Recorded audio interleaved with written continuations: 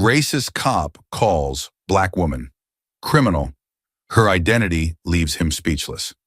In this eye-opening video, we dive into a shocking incident that took place when a police officer made an unfounded assumption about a black woman. The situation quickly escalated when the officer labeled her a criminal without any evidence. This encounter highlights the ongoing issues of racial profiling and bias that many individuals continue to face today. If you are enthusiastic about this narrative, please inform us. If you appreciated the video, press 1. If not, select 0. Your feedback genuinely motivates me to collect additional uplifting and significant narratives. What happens next? Sabrina adjusted the rearview mirror as she drove down the wide avenue lined with elegant mansions and pristine gardens. She had just left a meeting with her team and was excited about what was to come.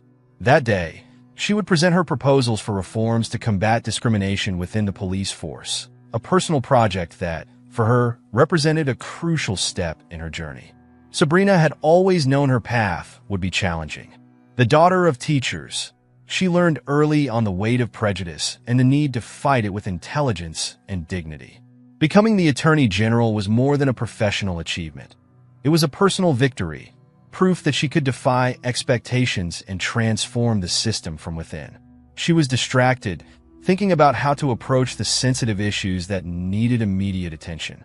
That's when she saw the blue lights flashing in the rearview mirror. A police car was quickly approaching, and soon the sound of the siren echoed through the quiet street. Sabrina frowned.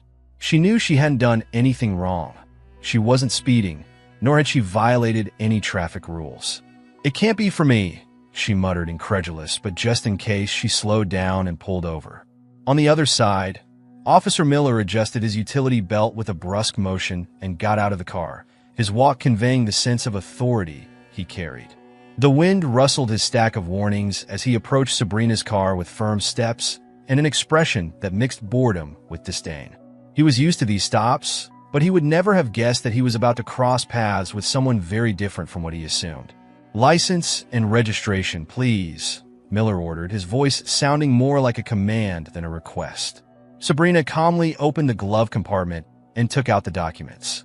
She looked up at Miller, noticing the way he assessed her, as if he had already decided she didn't belong there, driving such an expensive car in a neighborhood like that. She handed over the documents, keeping a polite but firm smile. "Whose car is this?" Miller asked, ignoring the fact that he was in possession of all the necessary documents. "Mine," Sabrina replied firmly, but without arrogance. Miller paused, finally looking at her directly for the first time. The way he looked at her, with a mix of doubt and disdain, made Sabrina feel a tightening in her chest. To him, Sabrina's words were irrelevant. He had already decided she didn't have the right to that vehicle. "And you expect me to believe that?" he scoffed, tossing the documents back onto the passenger seat as if they were trash. "Get out of the car now." Sabrina hesitated for a second. She knew that this moment could easily turn into a trap, but there wasn't much she could do. She got out of the car slowly, keeping her hands visible, a gesture she had learned to do from a young age when never dealing with police officers. It was a move of self-preservation, a constant reminder that she couldn't give any reason for him to act against her. "Is there a problem, officer?" she asked, keeping her voice calm, even as she felt her heart pounding in her chest. Miller moved closer, ignoring her question. He observed her from head to toe, his gaze heavy, almost offensive. Sabrina could feel his eyes scanning every detail, not as an officer concerned with safety, but as someone determined to prove a point. "We received a call about a car like this one involved in suspicious activity. Are you sure these documents are really yours?" He looked her up and down, as if trying to find something out of place, something that would confirm his prejudiced suspicions. "They are mine," Sabrina responded, looking him straight in the eye. "If you want, I can show you the vehicle registration." "I'm not interested in what you want to show," Miller cut her off with an ironic smile. He walked around the car, as if expecting to find some incriminating evidence, something to validate his stop. "You know, you seem pretty sure of yourself, but what guarantees me these documents aren't fake? It wouldn't be the first time I've seen that." By this point, some people had started to stop and watch the scene. A man with a dog, a woman pushing a stroller. Sabrina felt like she was part of an outdoor spectacle, and every look she received was a knife stabbing at her dignity.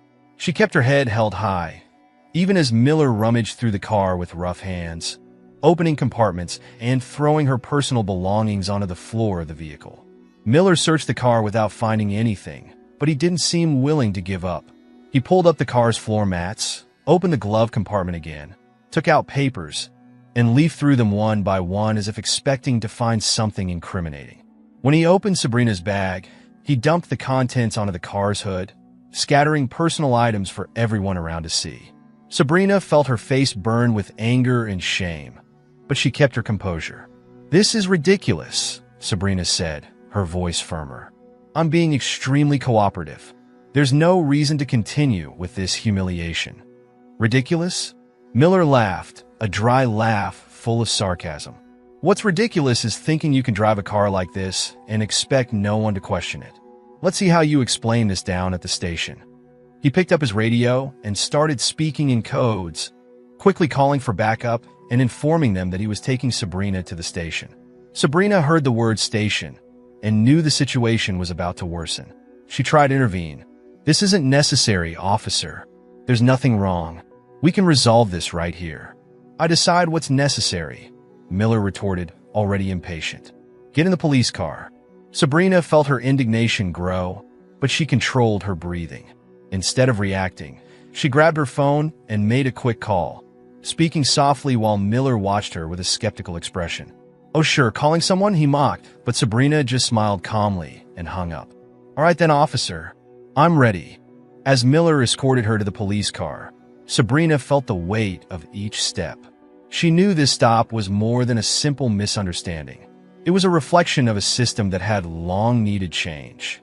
And with every look she received from the curious onlookers, her determination strengthened. Inside the police car, Sabrina looked out the window as the neighborhood passed by slowly, a reminder of all the invisible barriers she would still need to break. Miller, sitting in the front, maintained an expression of superiority that made him seem untouchable. To him, Sabrina was just another black woman who needed to be taught to respect authority. When they arrived at the station, Sabrina was abruptly escorted inside, walking through the halls with the same calm as before, even knowing that all eyes were on her. Miller made a point of guiding her to a small interrogation room, locking the door with an audible click. "Sit down," he ordered, pointing to a metal chair in front of a worn-out table. Sabrina sat down, crossing her hands on the table as she watched Miller prepare to fill out a form. He occasionally looked up at her, with a mix of curiosity and disdain, still not recognizing the magnitude of his mistake. To him, this was just another routine day at work, just another suspect he had to process. "Full name," he said without looking up. "Sabrina Hamilton," she answered without hesitation. Miller finally looked up, as if the name had triggered something in his memory, but he quickly returned to the form, not dwelling on it. He was too busy upholding his image of authority to pay attention to the details that were starting to emerge. As Miller noted down the information, the door to the room suddenly opened, and the police chief walked in, followed by other high-ranking officers. Sabrina maintained her composure, but Miller seemed disoriented for a moment, not understanding why there was so much attention on a case that, to him, was just routine. "Officer Miller, a word, please," the police chief requested, his expression already revealing how far out of Miller's control things were. Miller stepped out of the room, a bit hesitant but confident he'd only receive a routine reminder about procedures. Outside, the murmurs grew louder. Miller's colleagues were tense, and the atmosphere in the department seemed heavier with each passing minute. In the conference room, Sabrina sat with the high-ranking officers. An uncomfortable silence settled in, and the police chief, now visibly uneasy, explained carefully. "Officer Hamilton, Attorney General Hamilton, there's something we need to discuss." Miller, watching from afar, felt his stomach churn. He realized too late that this was no ordinary stop. When he was called into the conversation, his eyes locked onto Sabrina's, and he finally recognized who he was dealing with. The woman he had publicly humiliated was now the highest authority he would have to face. Sabrina's expression didn't change. She maintained the calm demeanor she had shown from the start. But inside, she knew this was the first of many battles. A battle she not only planned to win, but also to use as an example of the kind of change she was determined to implement. As Miller prepared to defend himself, Sabrina knew that, right there, in that instant, the real fight for justice was beginning. And with all the calm in the world, she was more than ready to confront Miller's past, and everyone like him who thought that justice was a privilege, not a right. The police station was filled with a tense silence. As Miller paced back and forth, the other officers watched him with a mix of curiosity and concern. Sabrina was in the meeting room with the police chief and other high-ranking officers, but Miller knew he would be called in soon. He could feel the sweat starting to trickle down his temples, though he tried to keep a look of indifference. The mistake he had made was big, but he still had no idea how deep the hole he had dug for himself truly was. "Miller, the chief wants to see you," said one of his colleagues, an older sergeant who always warned him about his stops. "This is serious this time. Take it easy." Miller just nodded, but his mind was racing. "Easy? What does that old man think is happening here?" he thought as he made his way to the office with heavy steps. When he entered the room, the police chief didn't waste time. "Miller, sit down." The chief pointed to a chair without looking directly at him. Miller obeyed, but his unease was written all over his face. Sabrina was sitting at the table with a calm expression, but her eyes never left Miller. It was as if she was waiting for the right moment to speak, to confront him in a way he couldn't ignore. The police chief cleared his throat and began to speak, his tone serious, leaving no room for Miller's usual errors. "Officer Miller, do you know who this woman is?" the chief asked, his tone a mix of disapproval and expectation. Miller hesitated for a second, but his arrogance still held him steady. "A driver I pulled over on suspicion of vehicle theft." The response came quickly, almost reflexively, but the police chief closed his eyes for a moment, as if struggling to maintain his composure. "This driver is Sabrina Hamilton, the new state attorney general." The statement hit like a blunt force, and Miller blinked, unable to process the information for a moment. The chief continued, "And what you just did wasn't just an unjustified stop. It was an abuse of power, Miller. An abuse that you won't be able to explain away easily." The impact of the revelation hit Miller like a cold bucket of water. He tried to mumble something, but the words simply wouldn't come. Sabrina, who had remained silent until then, finally spoke up. "Officer Miller, do you know what it's like to feel invisible? To be treated as if your dignity doesn't matter? I grew up facing that, and I promised myself I would change this reality for others." She paused, giving Miller time to digest each word before continuing. "And today, you gave me a clear example of the kind of behavior I'm here to eradicate." Miller felt his face burn with shame. He had seen his father go through similar situations, always with the certainty that he would get away unscathed. And now, there he was, facing a woman he had tried to reduce to a stereotype, who now had the power to ruin his career. The police chief intervened, trying to mediate the situation, but his tone showed just how fragile Miller's position was. "Attorney General Hamilton, we are ready to fully cooperate with your investigation. Miller will be suspended immediately while we conduct a thorough review of what happened." The chief paused, looking at Miller with severity. "And let this be a warning to everyone. Behavior like this will no longer be tolerated." Miller tried to speak, but Sabrina interrupted him, her voice calm but firm. "I'm not here to destroy your career, officer. I'm here to educate and reform the system. Your mistake was serious, but you have a choice from now on: acknowledge and correct your prejudices, or continue to be part of the problem." She stood up, and the police chief followed, leaving Miller alone in the room. Miller felt the ground disappear beneath his feet. He knew his suspension was just the beginning. His father's reputation, the stories he had heard since childhood about how certain people couldn't be trusted, all of it was now being challenged, and he was finally starting to realize that he was on the wrong side of history. As he waited to leave the room, Miller began to recall what he knew about Sabrina. He had heard of her in passing, about the attorney who had risen through the ranks so quickly, about the woman who didn't back down in the face of challenges, but he had never connected the name to the person. Now, All the stories seemed to align in a painful and clear way. Outside, Sabrina was walking to her car with firm steps. She knew this was just the beginning of a long battle. It wasn't just about Miller, but about all the Millers she would encounter along the way. There was much work ahead, but that day, she had taken the first step, and the weight of the humiliation she had suffered would serve as fuel for the changes she was determined to make. At the station, the atmosphere was one of discomfort. The officers whispered, some trying to understand how Miller had gotten himself into such an embarrassing situation, others likely reflecting on their own attitudes and wondering how safe they were in their daily behaviors. Sabrina knew that to change the system, she would need to start from within, challenging entrenched prejudices, exposing the flaws, and, most importantly, re-educating those who were willing to listen. As Miller filled out his suspension report, he knew that everything he would write there was just the beginning of a long journey of self-reassessment.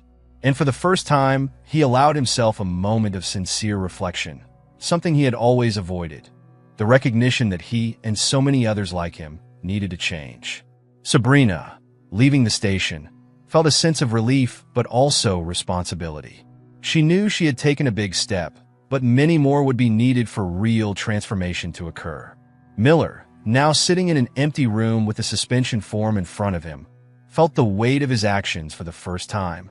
He remembered his father, who had been removed from duty for similar issues but was never properly punished. Was he destined to repeat the same mistakes? The question echoed in his mind as he stood up, leaving the form on the table and signed. Outside, he knew Sabrina was already mapping out the next step, and Miller, for the first time, wondered if he would be ready to be part of the change, or if he would continue down the same self-destructive path as always. As the day turned into night, Sabrina drove home, reliving each moment of that afternoon. The humiliation of being unjustly pulled over, the frustration of seeing Miller act as if he were above the law. But now, she had the tools to challenge all of that. Looking into the rearview mirror, Sabrina saw the reflection of a police uniform passing by on the street. This time, she didn't look away.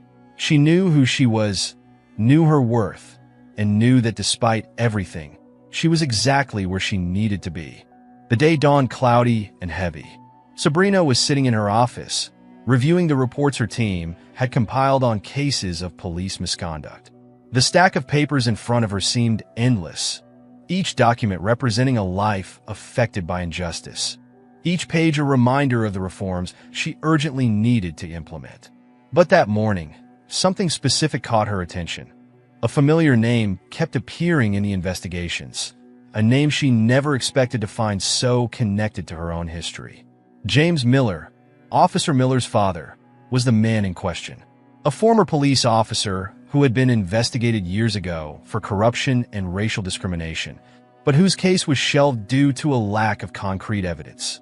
Sabrina, young and inexperienced at the time, was one of the prosecutors who had filed the case away, never imagining it would come back to haunt her in the present.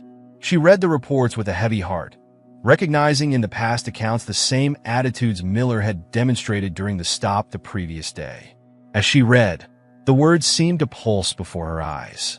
Back then, Sabrina didn't have the power she held now, and the investigation had been halted by external pressures, something she, still new to the system, couldn't combat. Now, years later, the weight of that mistake seemed clearer than ever. Miller's behavior was not just a reflection of his own arrogance, but the result of a cycle of impunity and inherited prejudice. Sabrina closed her eyes for a moment, taking a deep breath. She knew what needed to be done. It wasn't just a matter of punishing Miller, but exposing a systemic problem, something that spanned generations and needed to be confronted head-on. She picked up the phone and scheduled a meeting with her team. The reforms could no longer wait. Hours later, at the police station, Miller was still lost in his own thoughts, unable to focus on any task. The looks from his colleagues weighed on him, and the whispers grew louder every time he passed through the halls. He knew he was no longer seen as the arrogant and untouchable officer. Now, he was an example of what not to do, a nearly pathetic figure to those who once admired him. "Miller, the chief wants to see you again," the sergeant said, with an expression that mixed pity and reproach. And good luck, buddy. Miller nodded without responding. He walked to the chief's office with slow steps, each one carrying the weight of the wrong decisions he had made. When he entered, the chief was there with Sabrina and other members of the ethics committee. They all looked at Miller, but this time there was something different in Sabrina's eyes. A cold determination, a clarity he had never seen before. "Officer Miller, we've made some discoveries about your behavior and your family connections," the chief began, his tone grave. Miller, sitting in front of them, felt the air escape from his lungs. "What do you mean?" Miller asked, forcing himself to keep his voice steady, but a tremor slipped out. He could already imagine what was coming, but he didn't know how he could defend himself from the truth Sabrina was about to reveal. Sabrina then pulled out the file she had brought with her. She didn't wait for the police chief to continue and took the floor with the firmness of someone who knew exactly what she was doing. "Officer Miller, your father was investigated years ago for actions that go beyond mere police misconduct. Corruption, abuse of power, racial discrimination. These are behaviors that were passed on to you and are now reflected in your actions as an officer." The words were harsh, but Sabrina knew she needed to be direct. "I was one of the prosecutors who shelved your father's case due to a lack of evidence at the time. A mistake I am determined not to repeat." Miller felt the blood rush to his face. His father was his hero, the man who taught him everything about keeping order and doing what was necessary. It had never occurred to him that what he considered discipline and respect was, in fact, a cycle of prejudice and abuse. "My father," Miller began, but the words got stuck. He had no way to justify what Sabrina was revealing. He knew his father had been involved in complicated situations, but he believed the narrative his father had created, that it was all just political persecution, not the result of his own actions. "Officer Miller, the behavior you exhibited yesterday was a direct reflection of what you've learned. But we can't continue to ignore the patterns," the police chief said. "You will be placed on administrative leave while we conduct a deeper investigation into your history and actions." Sabrina stood up, approaching Miller with a look that mixed disappointment and determination. "I'm not here to ruin your life, Miller. I'm here to break the cycle that created this situation. Your father had a chance to change, and he didn't take it. Now, you have the same chance." She paused, her eyes locked on Miller's. "It's your choice what you do with it." Miller lowered his head, feeling the weight of humiliation. He thought of his father, how he was always seen as the misunderstood hero, and how Miller himself had blindly followed those footsteps. Now he was faced with a choice he never imagined having to make: acknowledge his family's mistakes and try to do differently, or continue down the same self-destructive path. The meeting ended with Miller signing his administrative leave, his hands shaking as he held the pen. As he left the room, the hallway seemed longer than ever. Each step echoed like a reminder that he had lost not only the respect of his colleagues, but also his confidence in himself. Outside, the sun was beginning to shine through the clouds, but Miller didn't feel ready to face the light. He knew he had a long road ahead, a road that would start with confronting not only the system he had helped perpetuate, but also the distorted teachings he had received since childhood. Outside the station, Sabrina took a deep breath. The battle of that day had been won, but the war was far from over. She knew that many other Millers would still be waiting for her at every corner, in every office. But now, Sabrina had something she hadn't had before: the certainty that the past didn't have to define the future, and that every confrontation was an opportunity to change the course of history. Miller, sitting in his car, looked at the station and the horizon ahead of him. For the first time in years, he felt something like regret, not just for the consequences of his actions, but for having spent so much time believing a lie. He didn't know if he could change, but he knew that if he didn't try, he would be doomed to repeat his father's mistakes. Sabrina moved forward, ready for the next challenge. And as she drove through the busy streets of the city, she knew that no matter how difficult it was, she was on the right path. Because sometimes, justice isn't just about punishment. It's about offering a chance for redemption, for growth, and above all, for a new beginning. The days following Miller's suspension were quiet and uncomfortable for him. It wasn't just the weight of his mistake, but the feeling of being lost in a fog of uncertainties and questions he had never allowed himself to ask. Miller saw himself reflected in the looks of his colleagues as an example not to follow, and the sense of being watched at every step made the air feel heavier, harder to breathe. The walls of the police station, which once had been his refuge, now felt like a prison. Sabrina, on the other hand, was deeply immersed in her work reforming the department. She knew that merely suspending Miller wasn't enough. The real work lay in changing mindsets, creating an environment where attitudes like his were no longer acceptable, where each officer was responsible not just for their actions, but for the impact of those actions on the community. Sabrina initiated a series of mandatory training sessions for all officers, including topics on bias, discrimination, and abuse of power. Miller, though suspended, was required to attend the training.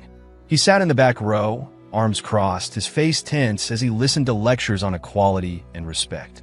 At first, he could barely concentrate, his anger and wounded pride blocking any attempt at reflection. But slowly, he began to hear stories of people who had suffered at the hands of officers like him. Videos and testimonies from individuals who were unjustly detained, humiliated, and scarred by biased policing. Miller felt a lump in his throat as he realized he could have been the protagonist of many of those stories. In one of the sessions, a black man named Marcus took the stage.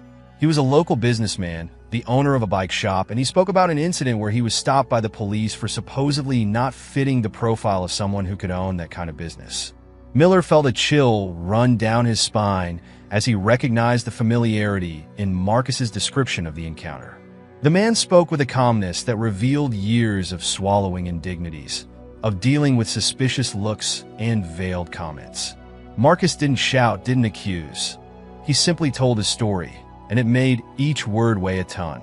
"The worst part," Marcus said, looking at the audience with a tired but firm gaze, "isn't being stopped or questioned. It's what it does to you inside. It makes you question if you're good enough, if you deserve to be where you are. It makes you doubt your own dignity." Miller, sitting in the back, looked away. For the first time, he allowed himself to think not only about what he had done, but about what his actions might have caused. He remembered Sabrina, how she had remained calm even as he searched her as if she were a criminal. He imagined what must have gone through her mind, being treated that way when she knew she was on the right side of the law. It was the first time he truly put himself in the other person's shoes, and it made him uncomfortable in a way he didn't know how to handle. After the session, Miller remained seated for a few more minutes, watching people stand up and leave. He saw Sabrina talking to some of the newer officers, her face calm and her hands gesturing as she explained the importance of the new policies. She seemed tireless, as if nothing could shake her determination. Miller knew he should talk to her, but shame and pride were still tough barriers to overcome. Days later, Sabrina decided to visit Miller's father, James, at the nursing home where he lived. She wanted to understand more about the family, about the man who had been such a controversial and influential figure in Miller's life. Sabrina arrived at the facility feeling a mix of curiosity and caution. She knew that speaking with James could reveal much about the roots of Miller's behavior, but it was also a risk, as it could bring up unpleasant memories about the case filed away years before. James was sitting in a wheelchair, looking at the garden with a distant gaze. When Sabrina approached, he watched her with tired eyes, but there was still a glimmer there, a remnant of the authority he once wielded so vigorously. Sabrina introduced herself, and James, though surprised, nodded. "I know who you are," he said, his voice raspy and weak. "The new Attorney General. I heard about what happened with my son." Sabrina sat next to him, letting a brief silence linger before responding. "I came here because I want to understand, James. Understand how this started and how we can end it. What happened to your son isn't just about him. It's about a cycle that needs to be broken." James chuckled softly, a sound that was more bitter than amused. "Cycle? This is much older than you think, young lady. The system was made to be this way, and you're not going to change that." Sabrina looked at him, her eyes unwavering. "Maybe not all at once, but I'm going to do everything I can to make sure the next Miller doesn't make the same mistakes. And if I can start by helping your son, I will." James looked at the garden, a heavy silence falling between them. He seemed lost in thought, perhaps recalling the days when he was in charge, when no one dared to question him. But now, in that nursing home, he was just another old and forgotten man, living with the weight of his actions. "Do you think my son is worse than I was?" James finally asked. "I think he has a chance to be better," Sabrina replied, standing up to leave. "And I hope he takes it." As Sabrina left, James continued to look at the horizon, her words echoing in his mind. Miller, who had heard about Sabrina's visit to his father, was more confused than ever. He found himself standing outside the nursing home, unable to bring himself to go in.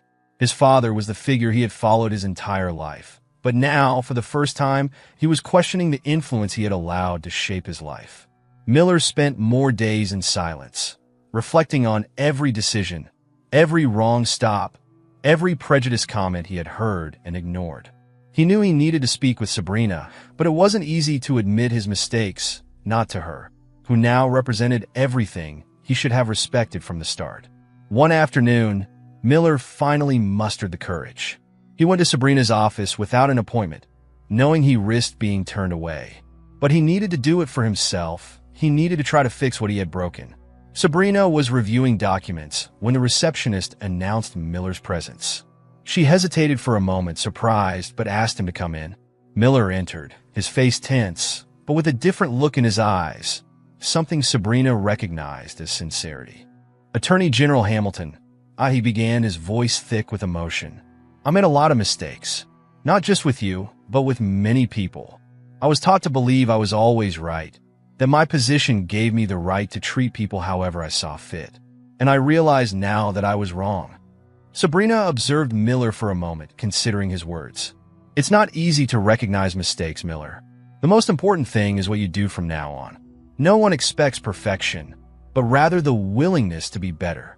Miller nodded, feeling a mix of relief and uncertainty. He knew the path wouldn't be easy, but for the first time, he felt he could try. Sabrina extended her hand to him, and Miller shook it, a simple gesture, but one loaded with meaning. The training sessions continued, and Miller began to participate actively, not just listening but questioning and reflecting on his own experiences. He started working with community programs, meeting people, and hearing stories he had never paid attention to before. And slowly, Miller began to understand that his role wasn't just to maintain order, but to protect and serve everyone, without exceptions. Sabrina, for her part, continued to face challenges, but every small victory, every change, was a step in the right direction. And as she watched Miller strive to redeem himself, she knew that despite everything, there was hope that the cycle would finally be broken. The sun was setting slowly on the horizon, bathing the city in a golden light that brought with it a sense of renewal. Sabrina was in the police station's auditorium, where the public event to announce the new guidelines and reforms she had implemented would be held. The space was filled with police officers, community members, local leaders, and at the back, younger officers who looked at Sabrina with respect and a certain admiration. The atmosphere was one of anticipation. Everyone knew something significant was about to be presented. Miller was among those present, sitting in one of the last rows, but this time, he wasn't hiding in the shadows. He was there to listen and learn, aware that his role in that room was that of an attentive observer, no longer the arrogant officer who always knew all the answers. He had spent the past months deeply immersed in self-reflection, attending the training sessions, and speaking with community members he had once treated with suspicion.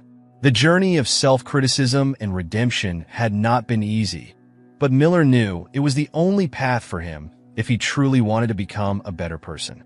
Sabrina took the stage, greeted by a standing ovation. Her posture was firm, but there was a soft glow in her eyes that showed a mix of relief and gratitude. She knew there was still a long way to go, but that moment was proof that change was possible, even within a system that had resisted it for so long. "Good afternoon, everyone," Sabrina began, her voice resonating clear and confident.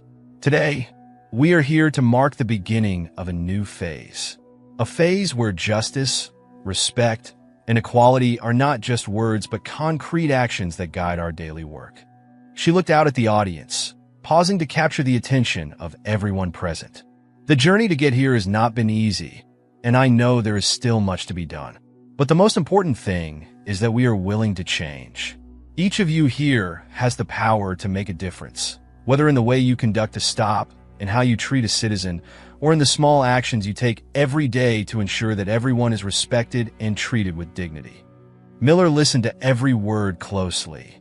He felt that Sabrina wasn't just speaking to the crowd. It was as if she were speaking directly to him, as if she were extending a hand, once again, to help him rise from the dark place where he had found himself for so long.